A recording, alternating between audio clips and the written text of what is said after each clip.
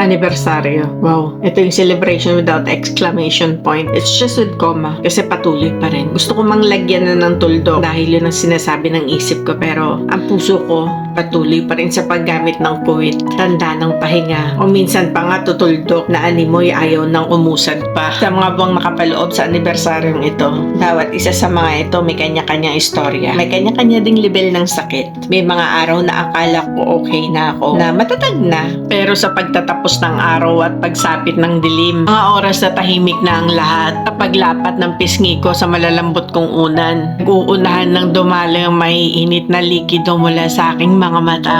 Siyang maghihimlay sa pagod kong isip at sa bigat ng dibdib na aking dinadala. At sa umaga habang ako'y pupungas-pungas pa, hanap ko na agad ay ang pangalan mo. Ngunit gigisingin ako ng katotohanan wala nang muna-muro mahal ko na babati sa akin sa umpisa ng araw ko. Araw-araw pinipilit ang sariling humakbang palayo mula sa'yo. Pinipilit maging abala upang kahit papaano mawala ka sa alaala ko. Makalimot sandali sa katotohanan ng tangan-tangan ko. Pero bakit ganun? May mga araw na sa gitna ng kaabalahan ko, di ka pa rin mawala sa isip ko. Di ko pa rin matakasan ng sakit na tangan-tangan ko. Ang pagpatak ng luhang walang pinipiling oras at lugar. Pagsaklob ng hudi sabay tungo ng ulo ko. Pagpikit ng mata ko upang pigilan ang pag-agos ng luha ko. Sa mga oras na tahimik at dapat ipahinga ko, ang isip ko'y abalang labanan ang lahat ng alaala mo. Paulit-ulit na ipinaaalala sa sarili ko ang realidad na ibinigay mo. Pero bakit ganon, no? Kahit alam ko nang meron ng realidad na dapat akong harapin, hirap pa rin akong tanggapin. Araw-araw at paulit-ulit kong kinukumbinse ang sarili kong wag nang umasa pang babalik ka at mamahalin mo akong muli. Pero paulit-ulit kong binabasa ang mga mensahe mo, binabalik ka ng mga video messages mo, pinakikinggan ng mga boses mo. At nagre-relapse ako pag namimiss ko ang mga salitang, I miss you ma.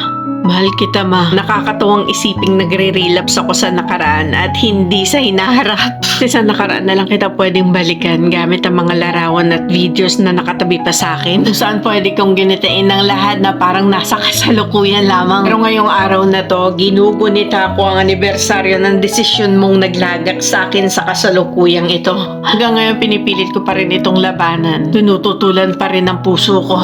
Pero ngayon mas makatwiran ang isip ko na wala akong pagsubok na dapat hanapan ng solusyon other than a reality that I have to face and accept. You have decided our future. It's just that there's no us anymore. I only just have mine alone. A year had passed and I still can't unlove you. I have accepted it, yet my heart still bleeds.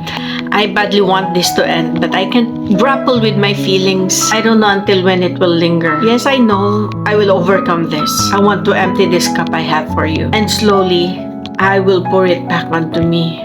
I set you free for I can't bear seeing you in pain of being torn between pity and respect. I want to keep that respect along with me. For pity from you is the lowest form of empathy I can grasp. Je t'aime mon amour. Pardonnez-moi mes appréhensions. Je te manque très très fort. Il n'y a pas de chose que je te ne souviens pas.